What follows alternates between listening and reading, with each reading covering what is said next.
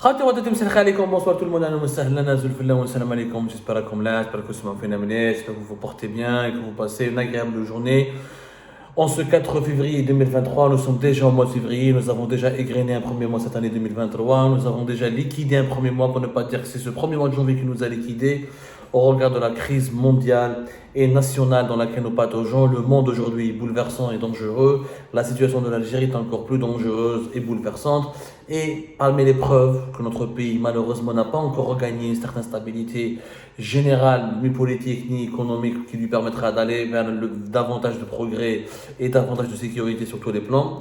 Nous allons parler aujourd'hui de la lutte contre la corruption dans notre pays. Elle appelle comme Belroni à la chanson depuis le Hirak, depuis la chute du régime Bouteflika, les actuels dirigeants de la nouvelle Algérie, ils passent leur temps à chanter. Nous avons liquidé la corruption, nous avons pacifié, nous avons moralisé le pays, nous avons emprisonné tous les oligarques corrompus, nous avons emprisonné des dizaines de ministres, une dizaine de généraux, la corruption a été liquidée, éliminée de l'Algérie, ce qui est totalement faux, parce que l'Algérie reste parmi les pays les plus corrompus du monde. La preuve, l'indice de perception de la corruption fait par Transparency International, la fameuse ONG allemande, la plus célèbre au monde concernant, qui établit en tout cas, qui édite le classement mondial sur les pays les plus corrompus du monde, le plus crédible, le plus fiable à l'échelle internationale. L'indice de perception de la corruption pour l'année 2022 a classé l'Algérie parmi les 64 pays les plus corrompus du monde. Nous sommes classés 116 sur un classement de 180 pays. Nous sommes en train de dégringoler par rapport à 2019, par rapport à 2021 et 2020. Notre note, elle est uniquement de 33 sur 100. Je dis bien, elle est uniquement de 33 sur 100. C'est une véritable dégringolade. Au moment où, soi-disant, on emprisonne les ministres, les hommes d'affaires, les généraux, on a démantelé le régime Bouteflika, on a fait croire aux Algériennes et aux Algériens que le régime de Bouteflika était la seule source de corruption et que la politique des emprisonnements et des incarcérations arbitraires fonctionnait et qu'elle était efficace pour lutter contre la corruption. Et ben, il s'avère que c'est totalement faux. Les spécialistes, la source la plus autorisée, la plus fiable dans le monde, qui est le classement de Transparency International, l'indice de la perception de la corruption, indique clairement que l'Algérie est en train de dégringoler depuis 2021. Nous sommes en train de stagner, aucune évolution, bien au contraire. Le score de l'Algérie était nettement meilleur, je dis bien nettement meilleur, avant que maintenant. Alors qu'en 2020 nous avions 36 sur 100, en 2019 35 sur 100, en 2018 35 sur 100, depuis 2021 et 2022 nous sommes uniquement à 33 sur 100. C'est un score réellement catastrophique. L'indice, il est connu, Marouf, Transparency International, comme c'est une ONG allemande, très connue. Elle existe depuis 1993, elle dispose pratiquement de plus de 110 sections à travers le monde. Elle a été fondée par des Allemands intègres et une organisation non gouvernementale totalement neutre. Elle dérange autant les États puissants que les États faibles. Elle est basée à Berlin. Ses fondateurs sont très connus, Peter Eigen, John Gichongo et d'autres personnalités allemandes qui se sont engagées très rapidement dans la nécessité de provoquer une prise de conscience mondiale en ce qui concerne la lutte fondamentale et impitoyable contre la corruption. Je vais vous parler,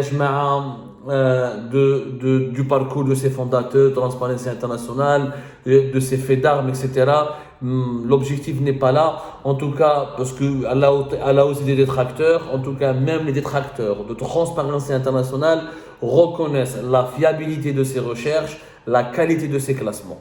Mais ça fait pratiquement l'unanimité. Je dis bien, ça fait pratiquement l'unanimité. L'indice mondial de la perception de la corruption a une méthodologie très intéressante.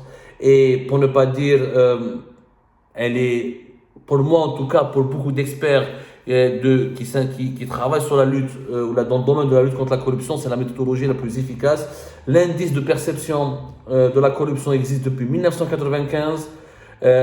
Chaque année, il est actualisé. Chaque année, on fait des enquêtes, à la fois des enquêtes d'opinion, des analyses factuelles, des bases de données sont utilisées de plusieurs organisations internationales pour classer les pays selon le degré, le degré de leur niveau de corruption.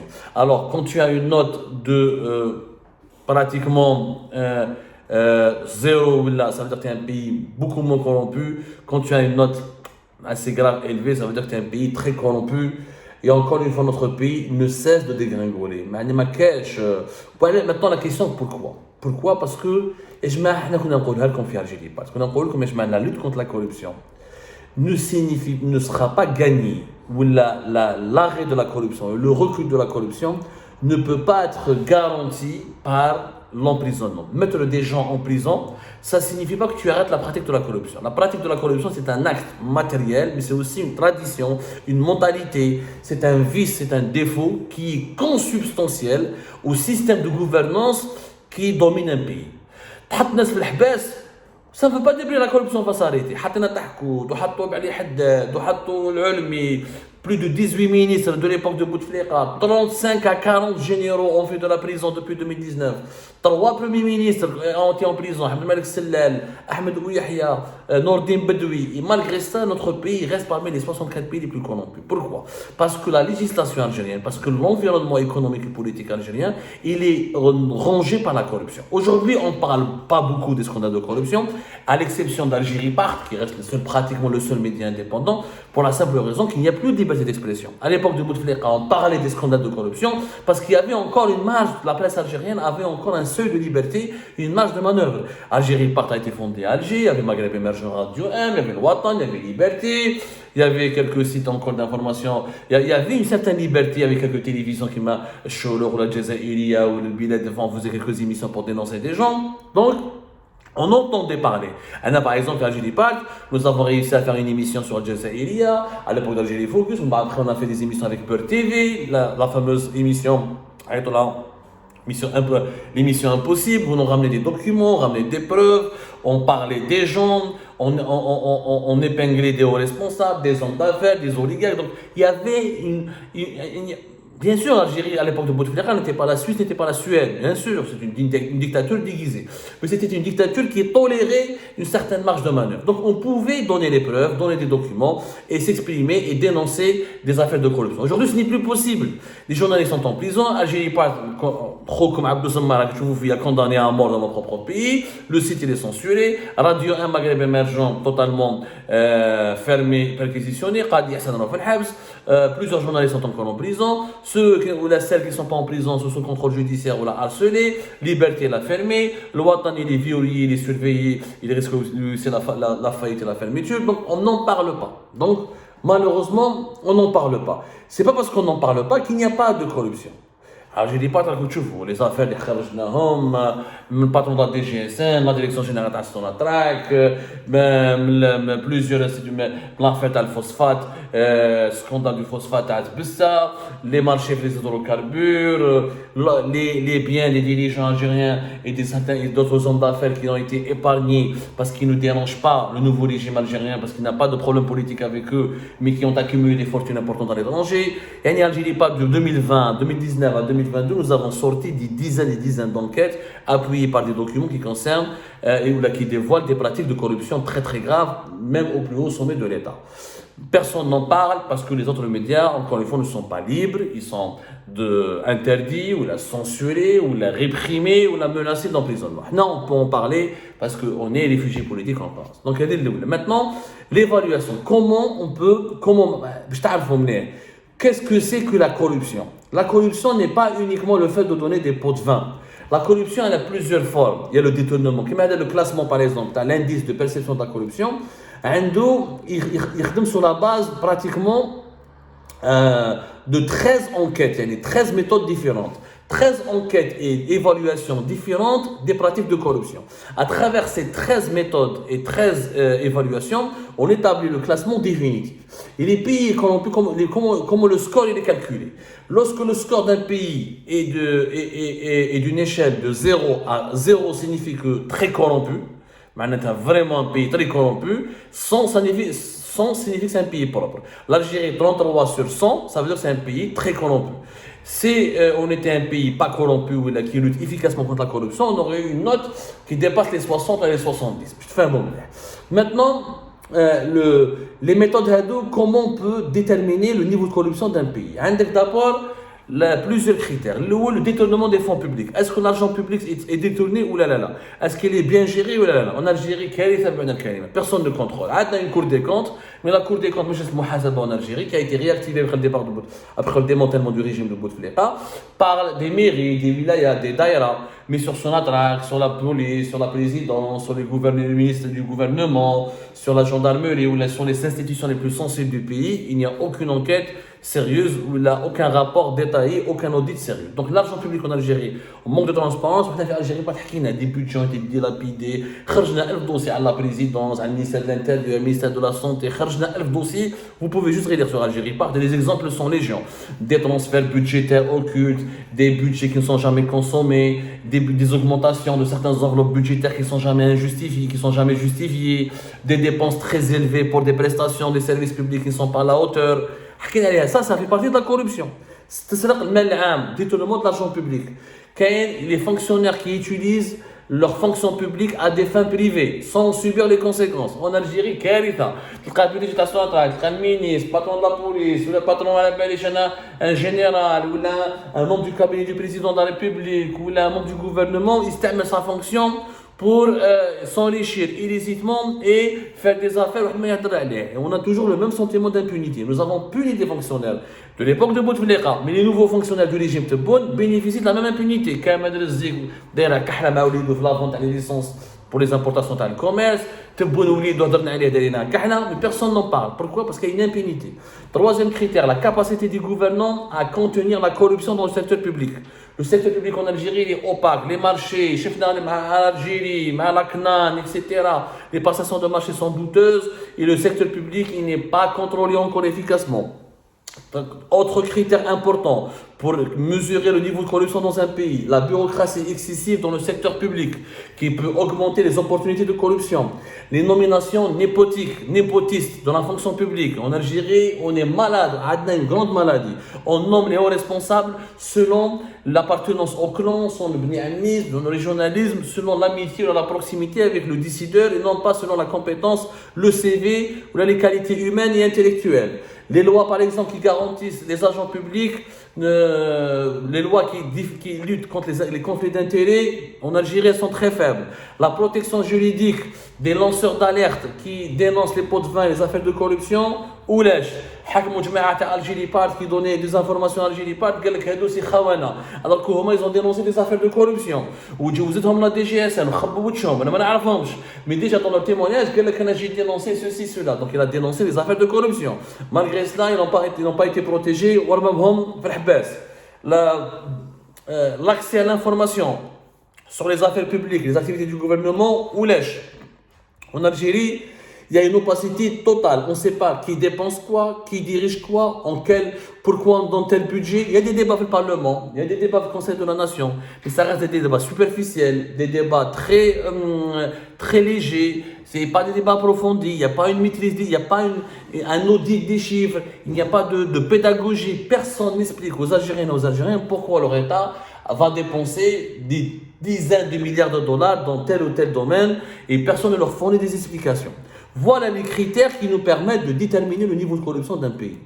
Il y a la corruption, mais je sais qui m'a des crédits bancaires ou ne me pas directement. Non, c'est plusieurs. C'est les nominations des fonctionnaires, c'est le détournement des fonds publics, la bureaucratie dans l'administration, la protection des lanceurs d'alerte, l'accès à l'information sur les dépenses publiques et les activités du gouvernement. Tout ça, c'est des mécanismes de lutte contre la corruption. Or, en Algérie, nous n'avons pas ces mécanismes. En Algérie, on a fait de la vengeance. En Algérie, la nouvelle Algérie, le régime de la nouvelle Algérie a confondu entre la lutte contre la corruption et la vengeance. La vengeance, c'est quoi? Comme je m'appelle Saïd Bouteflika, parce que Saïd Bouteflika ما كانش يحب تبون وما كانش يحب le clan d'Agaï Saleh. Donc tous les amis de Saïd Bouteflika, on les a mis en prison au nom de la lutte contre la corruption. tous les ministres de l'époque de Bouteflika, que Tebboune n'aimait pas, avec lesquels le nouveau régime, voulait neutraliser parce qu'il n'était pas parce qu'il ne veut pas les garder, ou là parce que c'est un clan qui est déchu, qui n'a plus d'influence au plus haut sommet de l'État, on les a mis en prison. Mais au nom de la lutte contre la corruption. Mais réellement, les procès judiciaires qui ont eu lieu, les affaires qui ont eu lieu devant les tribunaux, étaient nuls. Mais qu'est-ce l'affaire Tahkoud, l'affaire Kouniner, l'affaire Haddad, le peu de preuves réelles de corruption se comptent, les preuves qui ont été recueillies réellement pour démontrer des affaires de corruption et des pratiques de corruption se comptent sur les doigts d'une main. La justice algérienne, en 2 ans, elle a jugé des dossiers qui impliquent des dizaines et dizaines de milliards de dollars sur 20 ans. Il n'est pas possible qu'un système judiciaire, des affaires qui ont duré depuis 20 ans, on ne peut pas les juger uniquement en 2 ans. Ali Haddad Wahdo, il a accumulé en termes de contrats, d'actifs, de crédits bancaires, en termes de ressources financières qui ont été mobilisées, presque 5 milliards de dollars durant ces 20 dernières années. Qu'est-ce que une affaire de 5 milliards de dollars, tu vas la juger en même pas 2 ans et tu vas conclure que c'est une affaire de corruption. C'est pas possible. Les enquêtes judiciaires nécessitent du temps, de l'expertise, un diagnostic approfondi, des vérifications minutieuses. Des affaires de corruption qui impliquent les oligarques de l'époque de Bouteflika nécessitaient des procédures judiciaires qui durent 4, 5, voire 6 ans. Maintenant, on a bâclé ces procédures, il y a eu des procès d'intention. Comment ça s'est passé les procès en Algérie? عيط لك سعيد بوتفليقه في التليفون, عندك اس ام اس مع سعيد بوتفليقه, عندك اس ام اس مع المينيستر, tu as pris un marché, non, c'était pas un appel d'offres. Ah oui, mais il y avait le gré à gré, il est autorisé par la loi algérienne. Il y a des dispositions, des dispositifs, des circonstances qui déterminent le gré à gré. Ah non, c'est pas, non, c'est de la corruption. On a pris des rumeurs, on a pris des informations non vérifiées, on a pris des généralités, on les a réduits à des pratiques de corruption. C'est pour ça que la Nouvelle-Algérie est classée encore et toujours parmi les pays les plus corrompus et comme un pays encore plus corrompu. Pourquoi? Parce que l'environnement est encore plus malsain, la justice est encore moins indépendante, le contrôle de l'argent public il est encore moins rigoureux, moins transparent, la liberté de la presse pour dénoncer la corruption elle est encore plus absente. Et le népotisme dans les nominations des hauts responsables est encore plus puissant qu'à l'époque de Bouteflika, parce qu'il n'y a pas de contrôle. Ça n'arrête pas la corruption. La corruption s'arrête quand tu construis un système où il y a une justice qui enquête, où il y a des services de sécurité professionnels, où il y a des mentalités et un climat sain, où les gens sont conscients qu'il ne faut pas verser des pots de vin ou qu'il ne faut pas faire des actes de corruption pour s'enrichir. C'est ça la véritable lutte contre la corruption. Mais si tu des procès médiatiques, ou tu te venges, tu les utilises comme des boucs émissaires pour dire au monde entier, aux Algériennes et aux Algériens que tu es en train de nettoyer le pays. Tu n'as rien nettoyé. Tu as détruit des gens parce que ce sont tes adversaires politiques. Loukan, كيفاش il a fait une fortune الربراب؟ يعني واش لا ديفيرونس بين الربراب وعلي حداد؟ علي حداد عاونوا سعيد بوتفليقه والربراب عاونوا le système تاع لي جينيرو قبل ما جا بوتفليقه. Mais الربراب ils l'ont pas harcelé parce que تفاهموا معاه. علي حداد ما حبوش يتفاهموا معاه, ils l'ont détruit. Et les exemples sont légion. Et les Abdelmalek Sahraoui, ils n'ont pas voulu l'abattre. Il fallait qu'Algérie parte, on parle pendant 2 ans, jusqu'à 2021, mais parce qu'Algérie parte avait sorti toutes les preuves. Mais au début, pourquoi ils l'ont laissé tranquille? Parce qu'au début, ils voulaient s'entendre avec lui. Les gens qui ont financé Tebboune en 2019, ils ont été épargnés. Les gens qui étaient contre Tebboune en 2019, on les a massacrés, on les a condamnés, et on les a emprisonnés, et on les accuse d'être des corrompus. Mais ce n'est pas ça, ça c'est de la politique. Ce n'est pas un processus judiciaire, ni un processus rigoureux, ce n'est même pas de la moralisation de la vie politique. C'est de la criminalisation des adversaires politiques. Voilà pourquoi Ejma'a, Transparency International et l'indice de perception de la corruption de cette année 2022, de l'année 2022, nous classe parmi les 64 pays les plus corrompus à travers le monde. Allah que tu protèges l'Algérie.